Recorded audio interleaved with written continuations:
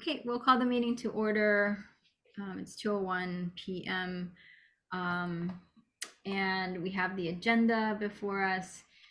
We have minutes to approve that Marcus sent out. They are for January 25th, February 7th, and February 26th. So hopefully everyone had a chance to review that. If you'd like a few moments to do so, let me know. Otherwise, please let me know if there are any corrections to those minutes.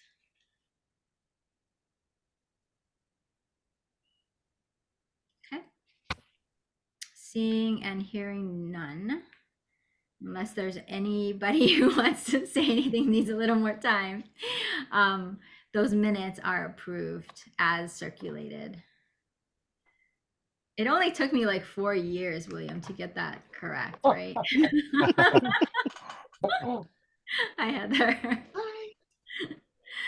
So we'll move on to the executive director's report, Marcus. Okay, great. I appreciate the commissioner's patience with me in getting 3 meetings worth of minutes to you all at one time for your review. So thank you for doing that. I'm going to start sharing the screen, and I will start with the. Should it work? No. That's not it. That's not it.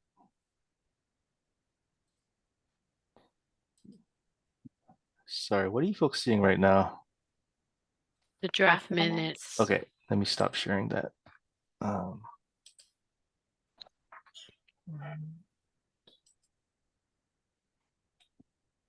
There we go. Okay, well, that's the caseload report, but something's going on with my screen here. There we go. Okay, do you see mediation now? Yeah. Mm-hmm. Okay, terrific.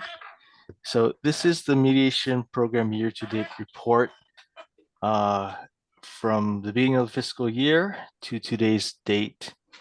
And so from the time of our last report, which was a while ago, it was back in January, we've had 15 additional cases go into our mediation process as referrals, so up to 28 for the fiscal year.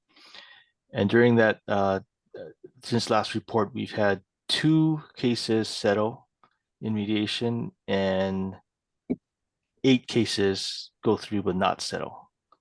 And so overall, we have 7 out of 19 of those cases in the fiscal year settling in mediation with an overall successful percentage of 36.8%, which is on the lower side. So I'm hoping the next few months of the fiscal year, that number will pick up. But I think I may have noted in the past that even if a case goes through our mediation process and does not settle, that doesn't mean that there hasn't been some benefit, because we often see that those cases are more ready to settle between the parties or settle as a result of a mediated, or not a mediated, but an agreement where the Civil Rights Commission is also a party to the agreement. So that may be a benefit of those cases going through. So we'll have to see on that. But like I said, we're a little bit low on success rate, so we'll see if that can pick up. The 2 cases that did settle were both housing cases, and one was based primarily on retaliation. The other was based primarily on familial status. And both of those were through our internal process with the Civil Rights Commission. And then you can see at the bottom here, overall, we've had quite a few cases go through our internal process. So there's 13 reported here. 4 of them were successfully mediated. And then the rest of the cases went through Mediation Center of the Pacific, private mediators, and then Kuikahi Mediation Services in Hilo. And so that's where we stand as of today. Does anyone have any thoughts or questions on this? Marcus, I have a quick question. Sure. For a while, the mediations were virtual Yes. because of COVID and because of convenience. Has that changed at all? Do you know? I know the mediations conducted with our office are still being held virtually. With the mediation centers, I think that is still the preference, although I have heard that there are some mediations back in person. So that, yeah, we haven't gone back to what we were prior to the pandemic. Yeah. Do you think that that has an effect on the settlement rate? Well, I've actually heard both things because that has been a concern, is that with mediations being held remotely, virtually, there's less of an incentive for the parties to really, you know, go at an agreement. And so I've heard that as you know, as one downside to these virtual mediations, but I've also heard the opposite, where a lot of mediators think it's actually more successful. There's sort of an even, I guess, greater barrier between the parties where, you know, they don't feel as intimidated. That's one thing. So I don't know. I mean, I've heard different things. Okay, as long as Yeah. you guys have been thinking about it and assessing its impact on the settlement, the success of settlement, that's good. Thank you. Yeah. Okay. Sure. Okay. Let me move on then to our caseload report here, and I'm going to start at the back, at the last page. So this is our year-to-date statistics. So from the beginning of the fiscal year back in July to the present date. And so we have just a few more months in the fiscal year. So what I noticed, and I want to point out to everyone here, is some of the numbers that stood out to me. So if we're looking at pre-complaint questionnaires received, so 425, and this is really back to where we were pre-pandemic at 428. So we've seen a dramatic decline and then a steady increase, and I think we are back to where we were. So I mean, that's a good thing. Likewise, when you look at the intake decisions, so that means that a case has actually, or a matter has come to us and we've set up an intake interview with the potential complainant, and then we determine whether or not there's jurisdiction. So that would be an intake decision. Again, we're pretty much back to where we were pre-pandemic, 457. And if you look back in 2019, we're at 487. So again, there was quite a dramatic decrease going to 2020 and so forth. And it looks like we're back to where we were. Complaints filed, that's not quite back to pre-pandemic levels, but we are definitely getting there. And then the investigation closed, we actually are doing quite well, particularly compared to the previous fiscal year. So all this is to sort of set up the front end, because I had mentioned in, I think, the past meeting that we had hired some new people and we have a new investigator who's devoted strictly to intake. So I do think that that has had a dramatic impact, because we are able to take in more complaints and get to the complaints more quickly, and get them filed more quickly. And so we do see that reflected here, particularly in the intake decision numbers. And having an additional person doing intake does free up some of the other investigator time to focus on investigation and ultimately closure of cases, which again, we see reflected in increased numbers for investigation closed. So I think it's the promise, it's a start of a promising trend, and hopefully that continues to increase as we go forward. So heading back to the top. So with that as a backdrop, I can see that there is a slight shift in the makeup of our caseload. I think most notably you can see in the case aging category, where if you look at the numbers from the last report, again about 3 months ago, there's a slight decrease in the oldest category of our cases. The two oldest, so cases which are 2 years or older, or those within 18 and 2 years. So you can see that that percentage has dropped just a little bit. And then if you look at the more recent filings, so last time the report was 22.6% of our caseload was in that 6 month or younger category, and that's up a little bit to 27.5. So I do see, hopefully, again, a start of a shift back to where we want to be, where it's both increasing the amount of newly filed cases and decreasing our overall caseload, but particularly the oldest cases that we have in our caseload. And then I will draw your attention to the breakdown by type of case.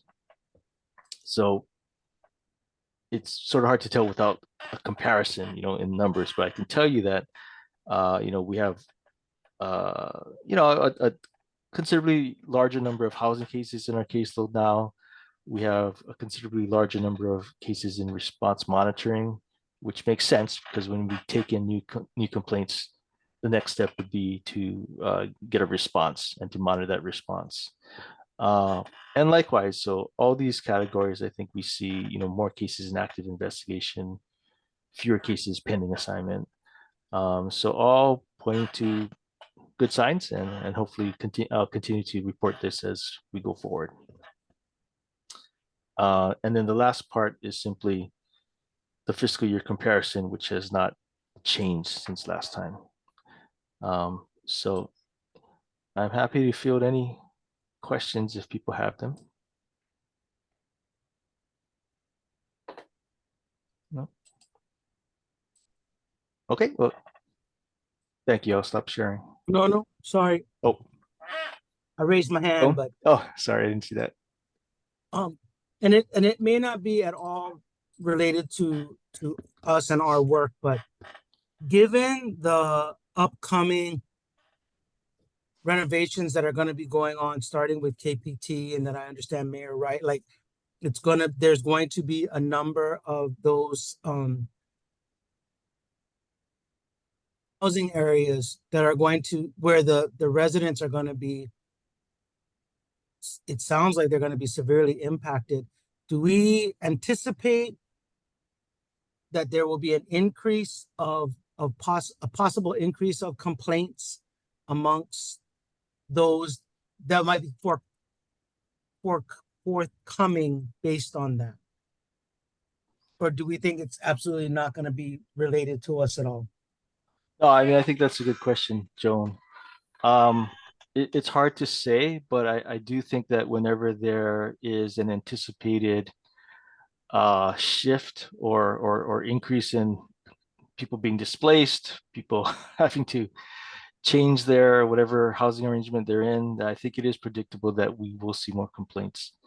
Now, I guess if there were some sort of systemic perceived discrimination that's taking place, and yes, obviously, I think we would see an increase in complaints. But if it's simply that people, I don't know, are scrambling to find different housing arrangements, I think it just depends.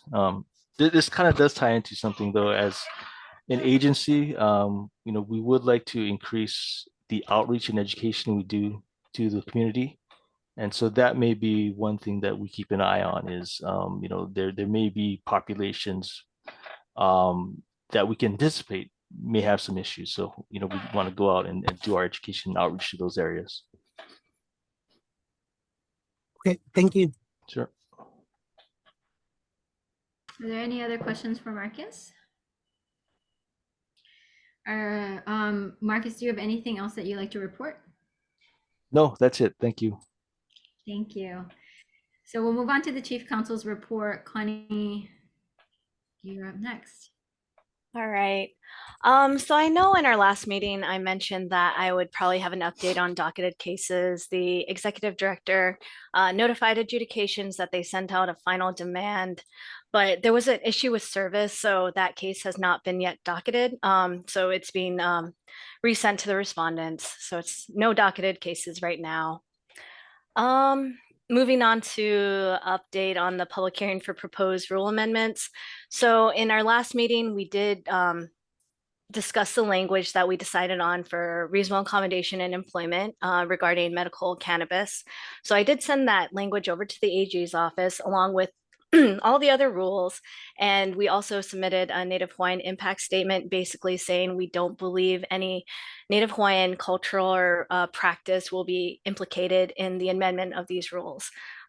So we asked them to look it over and make sure it's sufficient, but they have not gone back to us yet. And I know, Leanne, we discussed just briefly before the meeting about a permitted interaction group. From what I understand, we have to discuss it right when we have a full quorum and then move into it at a later time, right? I think there has to be at least 3 meetings for a pig. Is that correct? I don't think so. I think you can create it Okay. at any time. I was just suggesting that as you move forward and your board Right. be less than a full board, you can decide Okay. to do that at that time. Right. I don't know that this is the appropriate time to do that, given that you may get the responses and we can't have the hearing and move forward in that way. Right.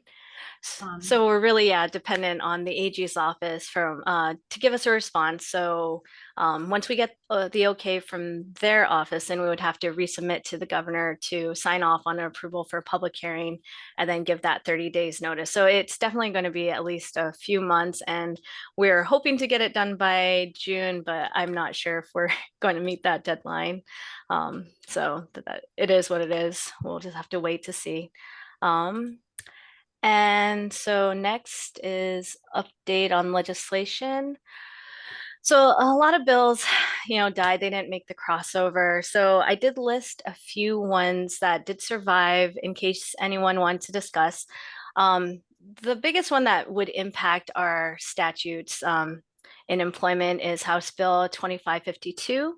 So the last draft, the draft that we had previously been looking over, it only amended Chapter 377, which is the Family Leave Act, but the most recent draft amends Chapter 378, Part 1 to include neonatal care as part of related medical conditions relating to pregnancy, which is a pretty great broadening of our protections for pregnant individuals in the workplace.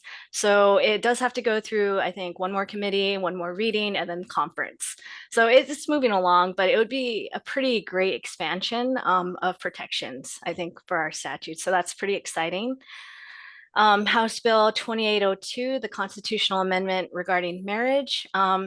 We were following a couple of these bills relating to marriage and constitutional amendments. And so this one looks like it's the only one that actually got hearings and is moving forward. So this is the vehicle. And this is the one that repeals the Article 23, I believe, entirely. So it doesn't amend it to include different protected bases. It just takes it away the legislature's power. So we're watching that one. We'll see if it's moving forward. And so it's still alive. The other ones, expungement, defamation, they're all, still going forward. And I don't know if anyone wants to discuss any of the other ones, but I did add at the very end, Senate Bill 2715, which doesn't amend any of the statutes the HCRC has jurisdiction over, but it is a kind of interesting one because it's regarding unfair labor practices based on political belief. So it prohibits and makes unlawful for an employer to take adverse employment action or penalize or threaten an employee for not attending a meeting put on by the employer that would state a political view. So it does protect workers, and it's interesting, but it's not within our jurisdiction. But that one's definitely moving forward, has a lot of support. So I just wanted to add that one in. So. Thank you, Connie. I want to add one thing to Connie's report, which is regarding SB 2683 relating to defamation. You may recall that in a past meeting, I raised a concern that I personally had because I thought it might infringe upon someone's First Amendment rights to complain about, sexual harassment, like filing a lawsuit or otherwise complaining about their being accused of sexual harassment, sexual assault, etc. And I did actually speak with someone from HUD, and what happened was we did submit testimony and suggested alternate language. And so with that alternate language, which was accepted, I think with that and with my conversation with the person from HUD, I have no concerns now about that First Amendment issue. So I think what if it proceeds as amended, I think we'll be good. And it is a very good bill. So I just want to add that on. Yeah, thank you, Marcus. So that's good that you were able to speak with the folks on drafting and the committee and then get language changed. So thank you for that. Sure. And Connie, do you have anything else to report? Nope, that's it on my end. Okay, Leanne, can I get clarification of course. on this constitutional amendment? If it passes, it just repeals the, I'm sorry, and I guess I need total clarity. Like, what is the aim of the bill? So the aim of the bill is to put it to the voters, right? So to whether or not they want to repeal. It's Article 1, Section 23 of the Hawaii Constitution relating to marriage. So the question, in the bill to put towards the voters is, shall the Constitution be amended to repeal the legislature's authority to reserve marriage to opposite sex couples? So, and I think they like this bill because it's simpler in a way, because they just completely take it away from the legislature's power to reserve marriage to opposite sex couples, rather than including alternate or additional bases to protect. So if I understand, okay, and I've followed this so long. There was a constitutional amendment to give the power to the legislature. That's right. There was so is this like, okay, so the legislature made a decision about same-sex marriage. Let's take the power away before they can change their mind. And now it just the law stays the law and nobody can touch it. Unless, of course, we have another constitutional amendment in the future that says we're going to revisit this. Is that like the game plan here? Yeah, I mean, it does, it is kind of back and forth, so, but before the amendment of the Constitution, there was case law that established, that you can deny marriage based on opposite sex couple, or reserve it only for opposite sex couples. So it kind of reverts back to that and allows, it just takes away the power. And some of the testimony was really compelling too, because they were worried about at the federal level, what if, because we've seen how Roe versus Wade was overturned, so they're really worried that, if at the federal level, I think it was Dobbs, right, gets overturned, then what's it at our state level? But Hawaii can still be more expansive. So I think they're just trying to ensure that the legislature can't limit it, or because we want, change their own mind. Yeah, because they do want it to be more expansive, and this is a cleaner way to do it. So what would happen? Okay, so if this bill passes, there's going to be a constitutional amendment that goes out to the voters to take the power away from the legislature to have any further judgment over this. Right, and I could put up the language just in case. Let's see. Is this the screen everyone sees? Yeah. Okay, so. And what is it? A simple majority?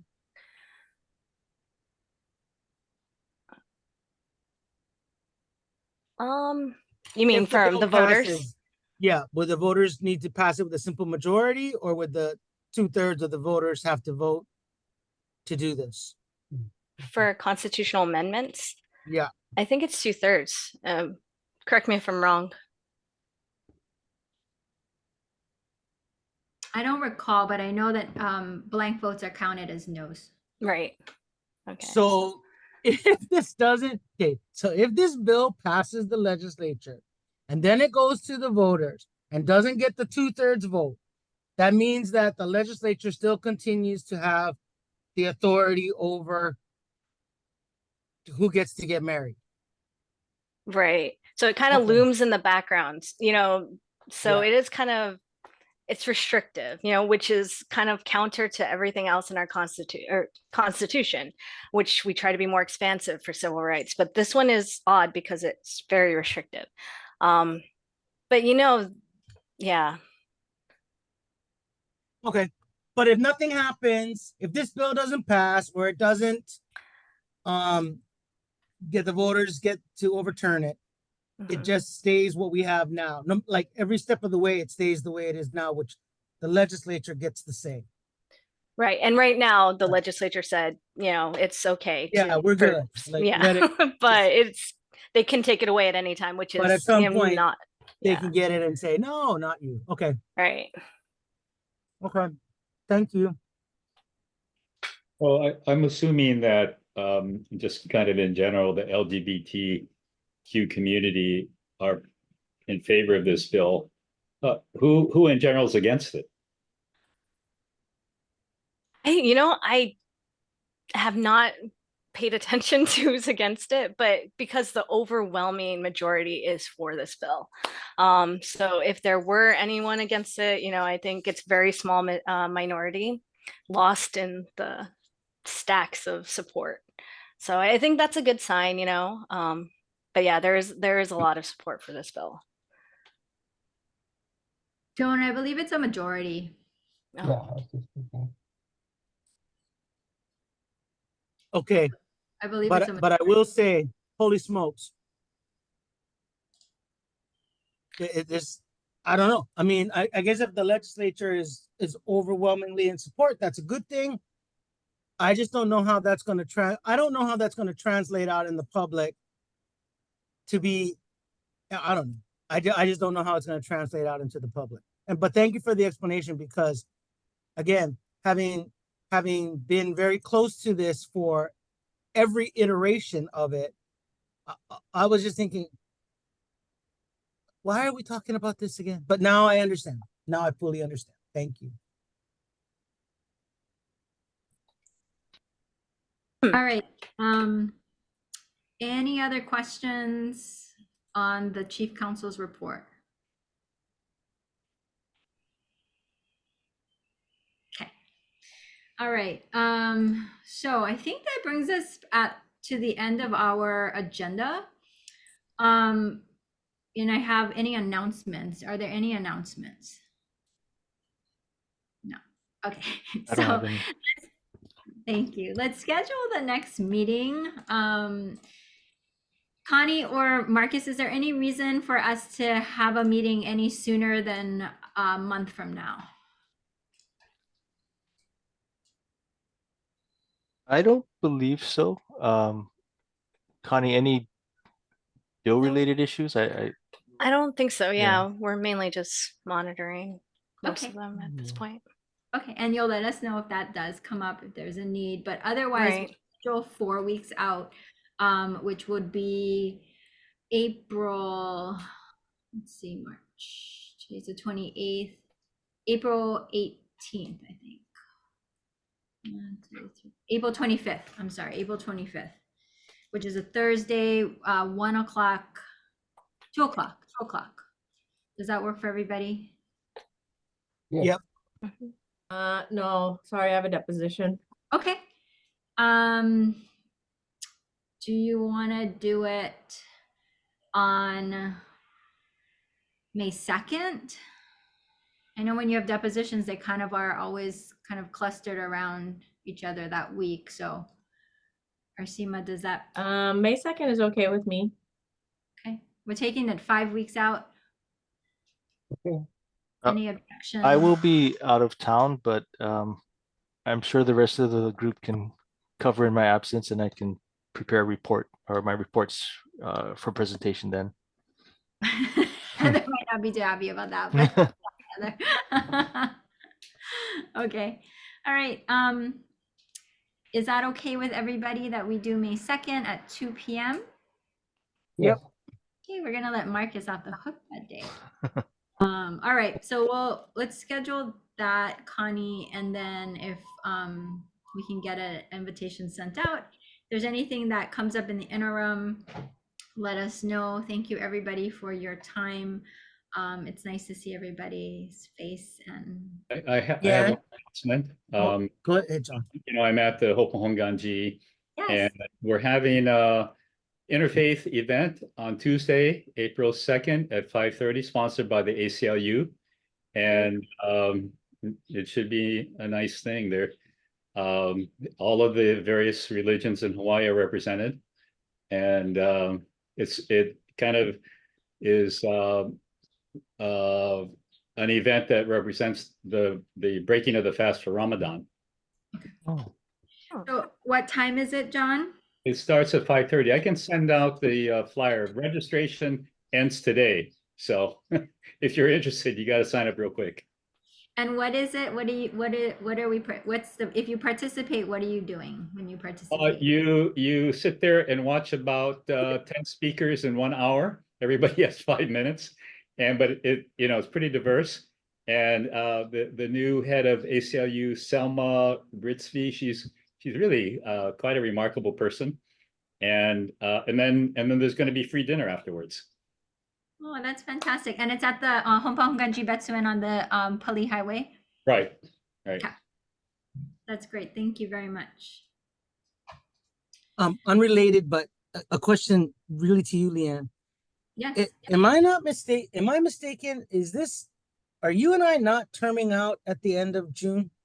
We are terming out, Joan. We are terming out. So May and then possibly June. June will be our last meeting. Okay. All right. I believe that.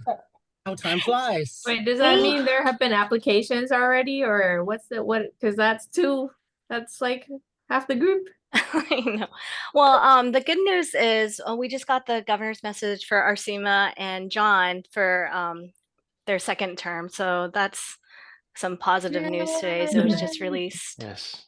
So congrats. Congratulations. Thanks. Okay, so then what that means for the other two, they continue while or no? Is that? Yeah. Well, they are still taking applications. The governor's office, I think, is a little bit behind schedule. They were supposed to put in everything by today, but they haven't gotten to applicants. So if we need to, there can be interim members, when Joan and Leanne leave. So Because but we at least can't take holdover. I know, Can't hold over. Cannot hold over. unfortunately. Yeah. But that also means we have to select a new chair. Actually, so the governor has to select a new chair. The chair position is open. Right. Yeah. So he'll based on the remaining members. I think if we can default to the longest serving member, until the governor designates a new chair. Oh dear. Or you can just So jump in a congratulations, poll. William. Jump in a poll. Yeah, it's true. Okay. And I did not mean to stir everything up, but it just seems like it's coming to an end. And to Arsema's point, Leanne and I remember when we were down. It's not good. So I don't know who or how we can just kind of push that along so that it's nice to be a mighty few, but it's much better to be part of the bigger collective. Yeah. But Yeah. our 8 years are coming to an end, Joan. So Well, it was my impression from my case that the executive director approached me and asked me to apply. I don't know, is that the usual thing where somebody is invited to apply? It usually is by invite, but actually, because it's a board and commission, anyone can apply. Yeah. So if anyone who's interested, if they feel like they have the background and expertise, they can apply to be a commissioner. So dare I ask, has anyone been invited? we have made some invitations, but Okay. I think I think what happens is that there is a lack of just general interest from the public. And so then there is a need to actually be very proactive about trying to Right. find folks to fill the seats. So if there were this, great public, outpouring of wanting to serve, that would be ideal. But unfortunately, that hasn't been the case in the past, but maybe that'll change. So, Well, we do know that there is at least one person who's applied. oh, And good. there were people that we hoped would apply and encouraged them to apply, but Oh. we don't know whether they actually did apply. Or maybe, Connie, you know. Well, I Uh, just called the governor's office today and they only have one applicant, but it's kind of a rolling basis. So even if they do apply at a later time, even when the legislature's not in session, then that's when it can be an interim appointment. But yeah, right now we only have one confirmed applicant. So Well, thanks hoping for to checking improve on that. that, Connie. Thanks for Yeah. getting from them. Okay, I think that's it for us, unless there's any other questions or announcements. Okay. Otherwise, we'll see everybody in May 2nd. Thanks so much. Have a beautiful day. Thank you. yeah, thank you all. Thank you. Thanks.